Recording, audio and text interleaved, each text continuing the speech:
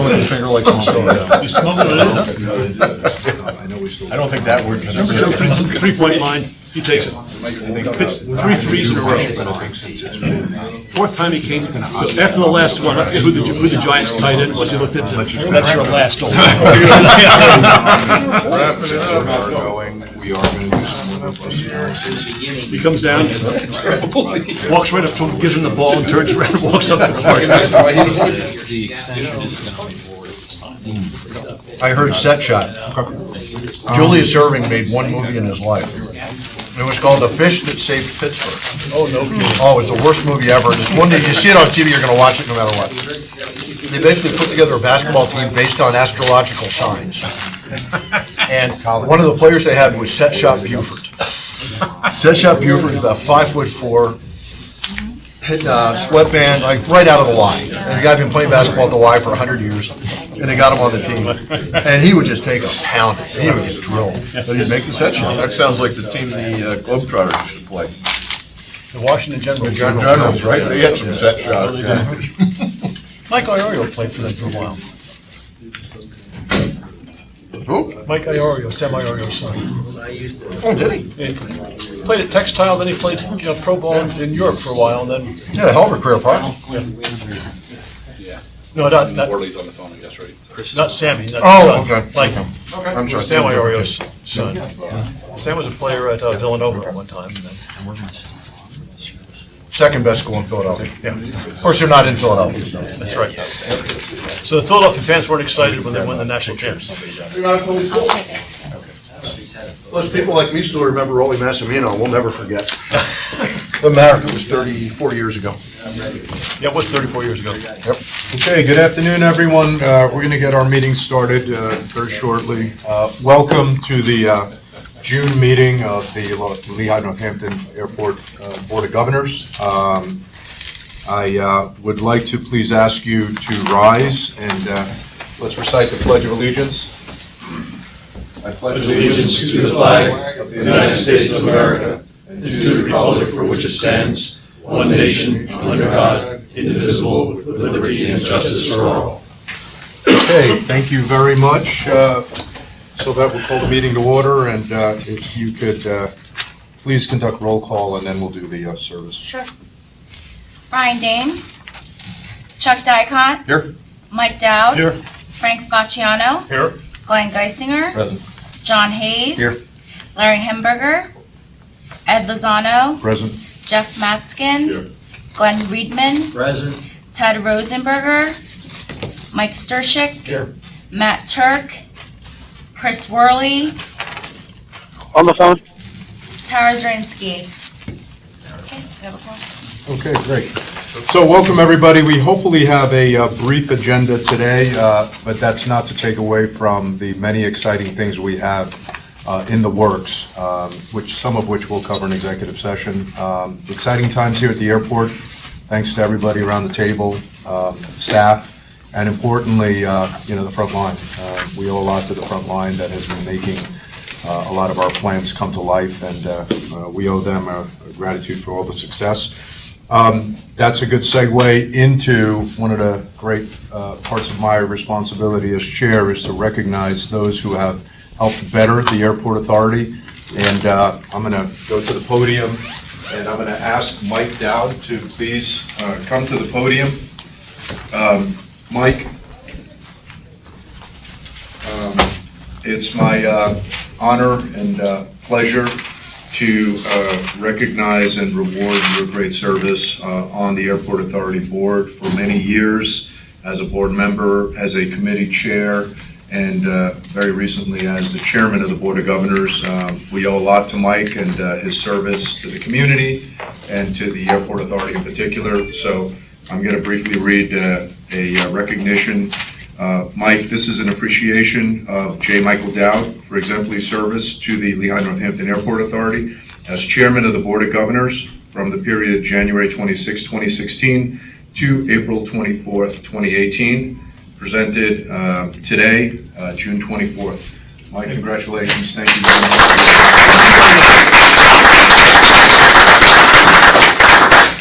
It was always interesting. I think, first of all, I want to say thank you to Ed and to the entire board. As I look at around the room, I see a lot of friends, a lot of people I've known for quite a while. But more particularly, we all serve on a lot of boards, and this was one that I almost always look forward to going to, and I think that talks about the quality of the people who serve here, the leadership we have from our management team. I've always found this to be an exciting place to be. As I look at the transition that occurred probably in the past 4 years, it's really been an exciting place to be. Under Chuck's leadership last year, we accomplished a great deal. I think following up on Mark Troutman was a pleasure. I've been so pleased to see the transition to Tom, because Tom's done a remarkable job, and the future of the airport is absolutely incredible. And I think by the time we counted every single penny and whether we would have enough money to pay the bills, to move into a period where air growth continues to expand at a remarkable rate, and our income continues to expand at a remarkable rate. It's an exciting place to be. And we've dealt with some thorny issues, and I think we've come through those well. Used to be a time where we'd have fights in this board. We no longer have, and I think that's a testimony to those of you who sit around the table. So thank you very, very much. It's been my pleasure. Thank you.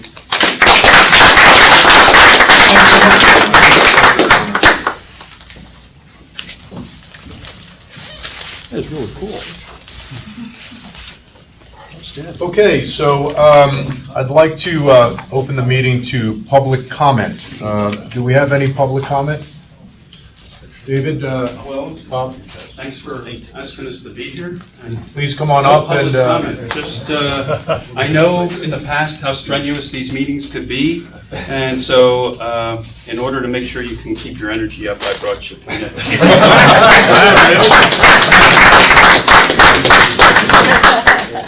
for those who don't know, and I'm sure there's not too many, but that's Mr. David Schapper. Mr. Schapper is co-CEO of Just Born, one of the most iconic companies in the Valley. Also a long-time, and avid general aviation supporter. Served in senior capacities at the AOPA, and is still an active pilot, a friend of the Airport Authority, and I believe we're going to continue to leverage his expertise as we continue our GA agenda. So thank you very much, David, much appreciated. With that, why don't we jump into the formal part of our meeting. I'd like to start with the approval of our minutes from the May 28th Board of Governors meeting. So hopefully everyone had a chance to review them. Any questions, comments before we take a motion? Okay, can I get a motion, please, to approve the minutes from the Board of Governors meeting from last month in May? So moved by Jeff Matzkin. Can I get a second, please? Seconded by Mike Stershik.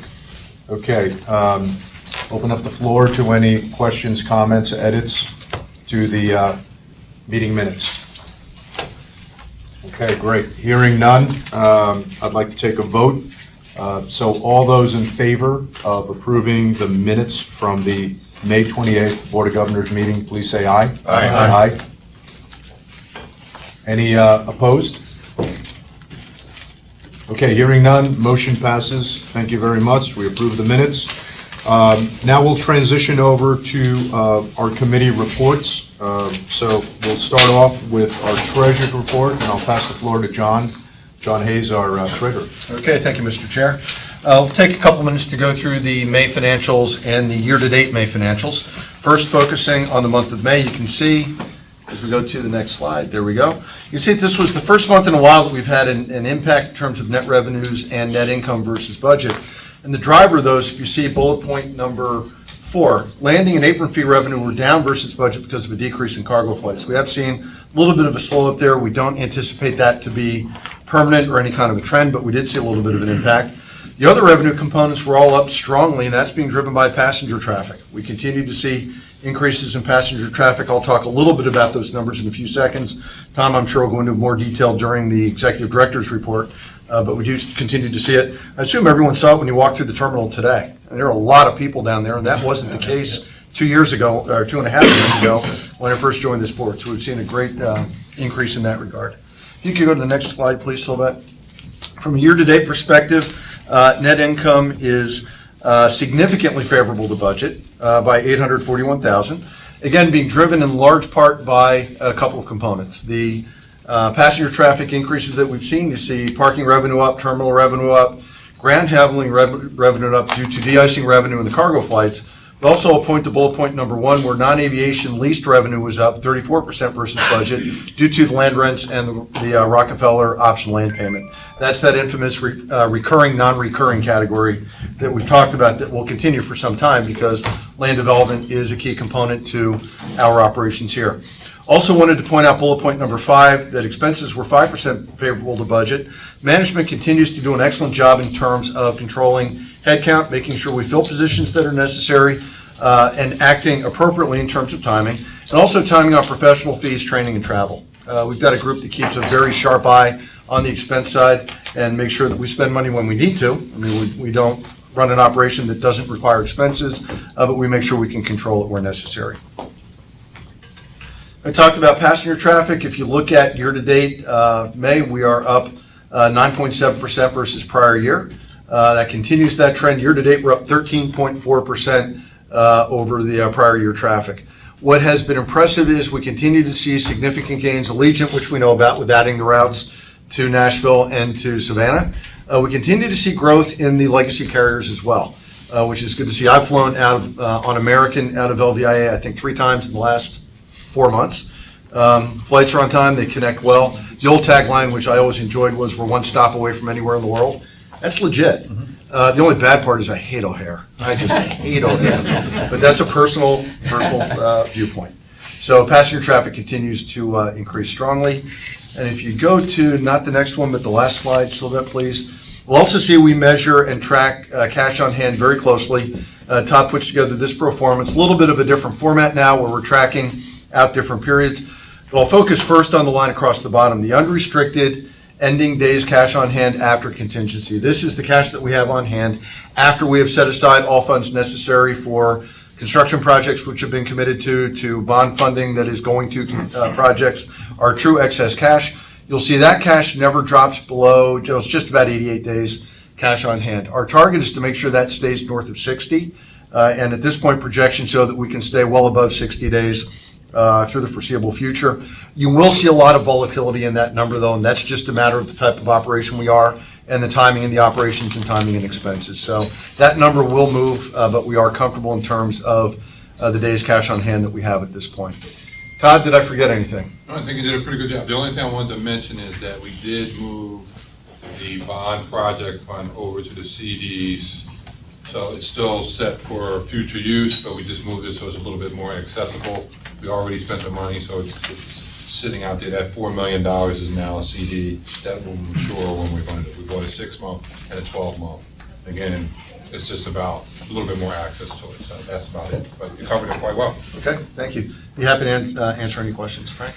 John, is there a place or is it appropriate to make a note in the financial report comments that the airport was closed for 2 days in May? That is true. For posterity, you know? That is a good point. Duly noted. Actually, it was in 2.5 days, Tom. Whatever. 52 hours. Yeah. And if you think about that, it was the best May since 2005, and we were shut down, as you indicated. Like 6 or 7% of the days. Right. And on a weekend, which is, I would assume we're busy So on the maybe weekend, it's aren't we? 8%. We are. So, Okay. yeah, so that's a really good. That is a good point. Thank you, Frank. Yep. And I'd also like to just make one additional point. We're actually changing terminology. We had been historically approving the finance report. We're going to change that to accept. Mike Sturcik brought that up a couple of months ago, I guess. And he's right. We should, as a board and as a committee, change that language. So we're no longer voting to approve the financial report. We're voting to accept the financial report. So, any other questions? I'd be happy to answer. Okay, thank you. Okay, great. So at this point, can I, are we approving the? I move we receive. I was leaving the wheel on that one. So, okay, I'm going to pass it over to Glenn. Can you please make the motion, Glenn? Can we move to accept the financial report from last month? I'll approve that. They're so moved. Seconded. Very good. They're back to you, Mr. Chairman, for the vote. Okay. Any other questions, comments, edits before we take a vote? Okay, hearing none. That was a great report. Thank you, John. Thank you, Todd and staff. That's an easy one to approve, accept, et cetera. So why don't we take a vote, please? All those in favor of accepting and approving the report as presented by our treasurer, please say aye. Aye. Any opposed? Okay, hearing none, motion passes. Thank you very much, John, and again, finance staff and staff in general for a great financial report and great results. It's not on the agenda, but I did want to open the floor to any brief comments from the GA committee. Ted, if you would like, please share some thoughts on Well, as you GA. all know, I'm co-chairing that with Brian Dames, who could not be here this morning. He's on a flight to Brazil this morning.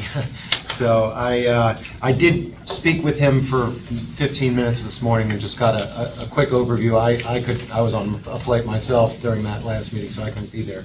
But, it's now a full committee under our bylaws, and, I think there was a lot of territory covered, lots of positive things happening, and lots of ideas. I think one of the themes that Brian emphasized is that, we are going to develop, well, there already are strategic plans for each airport, but, we're going to all get our hands dirty a little bit and get into those and inject the best ideas that both the board and members of the GA community have. And then I was thinking in our retreat that we talked about, that would be a good time to get into some of those. And there's some short-term things and some long-term things. I know there was some discussion of a website for each airport being developed, an airport-specific website, and so it was all very positive. And the other thing that's been decided is that we're going to try to have some focus topics each week, rather than trying to have each meeting be all things to all people. We'll have some rather focused topics in future meetings, and then some, stakeholders that don't normally have the time to attend those meetings can attend. So overall, a positive start to our new committee. Okay, thank you. Any questions for Ted on behalf of the GA committee? Okay, I'll close by saying I'm really excited. I mean, we have two literally world-class guys heading up our committee now, and Brian Dames, a corporate pilot and avid GA pilot, and then Ted, who's obviously extraordinary background in terms of helicopter and airplane chartering and just business acumen, et cetera. So we're in great hands. Reiterating that last year, the General Aviation Committee was an advisory committee. This year, it is a standing committee alongside finance, business, and executive, and it was purposefully intended that way to dial up the agenda. I think we got a lot of exciting opportunities and capital expenditures taking place, and we need to take it to the next level. And like I said, we're in good hands. So thank you, and going forward, Ted and Brian, we'll have GA formal part of the agenda. This one I know was a little bit of a transition one. But next meeting, we'll hopefully have you provide a formal report, okay? Yeah, and I'm not sure if in someone else's report, we're going to talk about the August 17th event at Braden. Is that something we're going to talk about at this meeting? I'll mention it. Yeah, okay, excellent. Okay, great. So with that, thank you, and I'll pass it off to Tom for review of the director's report. Sure, Tom? Yep, thank you, Mr. Chair. So as we discussed, about 10% increase for May traffic, which is also exciting. In addition to the closure last May of 18, we were up 24.4%. So given the year-over-year increases, I think it's pretty dramatic, and that includes, to put that into perspective, 80 flights that were canceled due to the closure from an air carrier perspective. So our passenger air carriers lost 80 flights during that closure period. So pretty good number when you think about all those factors. Also, American, their growth up 23.76% for May, and so very strong. It's also interesting that now American moves into the number 2 spot in terms of market share here at ABE, ahead of Delta at this point. So Allegiant still leading that market share, but followed now by American. So in terms of what we've done since our last meeting, May 28th, on June 8th, we had a great event for our Savannah Hilton Head service. So saw a lot of familiar faces at that event. So great to have that service now Wednesdays and Saturdays here. On June 11th, I participated in a panel discussion at the Greater Lehigh Valley Chamber of Commerce for their transportation forum. I wanted to thank Frank because it was a really great opportunity for us to get up and talk about the critical funding needed for airports, and it was really focused on infrastructure and why it's so important, where the funding comes from or doesn't. Good job, too. So thank you. So just appreciated the opportunity to talk about that. In terms of upcoming events, June 28th, or at least through this Friday, we have our TSA pre-check event still ongoing downstairs in the Aviator Conference Room. If you haven't signed up, Identigo, you can go online and do that. I think that runs from 9 to 5 daily with about an hour lunch break, but you can sign up. We still have about 8,600 people that we've enrolled so far at ABE, so it's a lot of folks still taking advantage of that, but you can still do that through Friday. This Thursday, we have our Air Service Focus Group meeting. Sorry, what day is that? That's continuing. The pre-check, that continues right now through Friday. Yep, that's ongoing right now. You can go online and make an appointment. Ident2Go. Yeah. He's doing a lot of walk-ins too. Oh, okay. Yep. It takes like 10 minutes. For Frank, 20. Yeah, absolutely. The number 2? Go. Ident2Go. T-O-G-O, I believe, right? Selective hearing. Ident2Go. So we can send you the email. Figure it out. And then Air Service Focus Group I mentioned is on Thursday. On July 23rd, we're actually holding a public blood drive. Colin is going to be sending out an email to the group if people are interested in donating between 2 p.m. and 7 p.m. here. So that's going to in support of staff member who's fighting a battle, so we're anxious to do what we can there. August 17th, Ted had talked about this, our movie at the air park. So we're still working on some times. It's going to be later in the afternoon, evening. We're working on all kinds of additional events with the folks down at Braden and what we can do at the community there. But we're going to be showing Disney's planes. We think that's kind of appropriate. Darren's excited. So, Have you ever thought about doing like an adult evening and showing Airplane or some of the old airport movies or things like that? I got outvoted. That was my choice when I got outvoted. Yeah, you may want to think about it. I think we get a lot of people to come out. yeah. Did you get the city stuff, by the way? I think we did reach out and that we weren't able to connect on committed that. to something for the same date, yeah. so we weren't able to get it. Yep.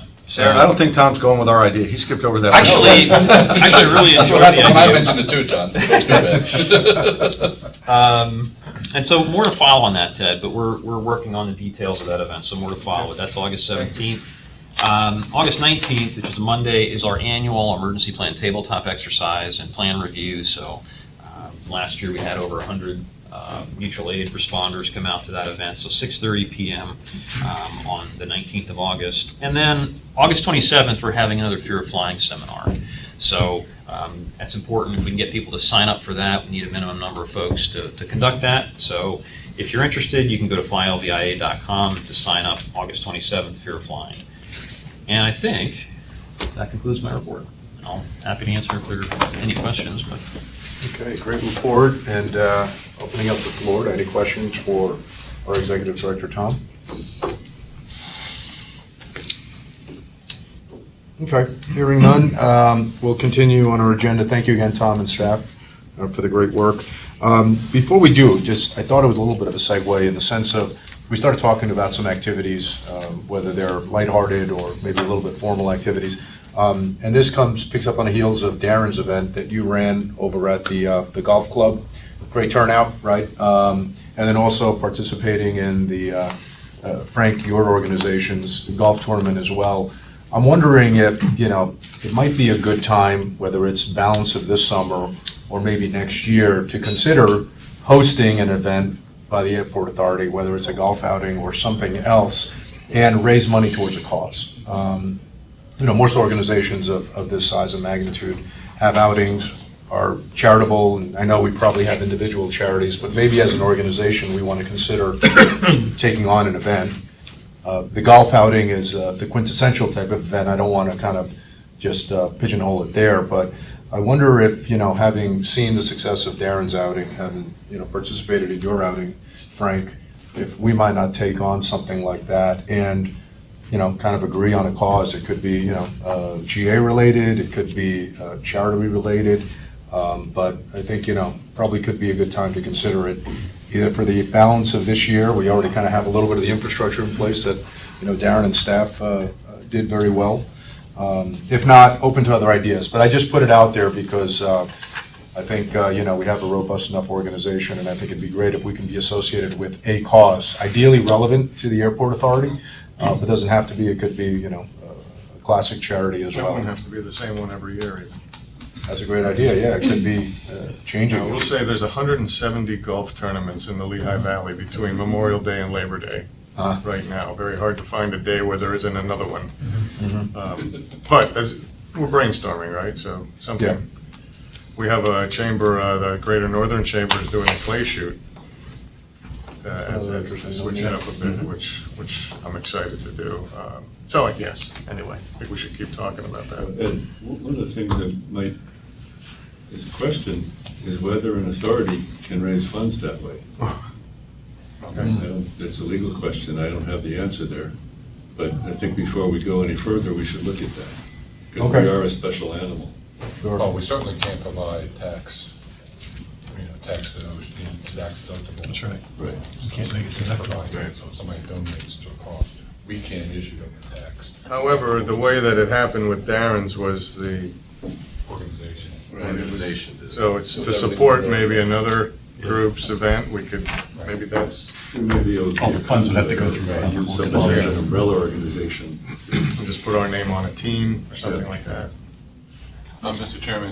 Yes. If I may, we should really acknowledge, since we kind of tap dance around it, the great job that Darren did as LLS Man of the Year, so I think we should all give him a round of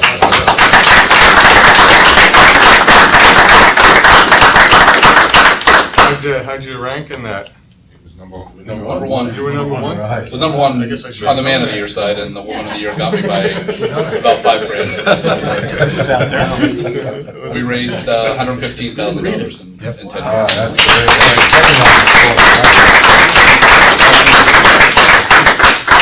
And that's the only reason I raise it.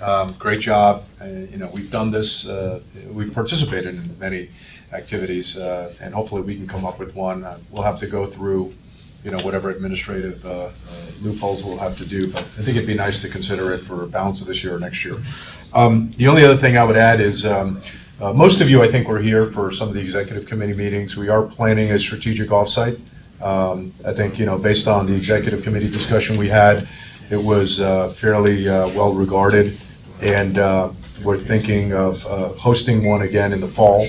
It'll be an offsite meeting, probably about 4 to 5 hours, where board and staff will get together in a committee or boardroom environment and really brainstorm on, how do we take our agenda to the next level, or how do we reinforce what's working really well. So just keep an eye out for that. And I think that's it. Anything else for Tom or staff before we continue?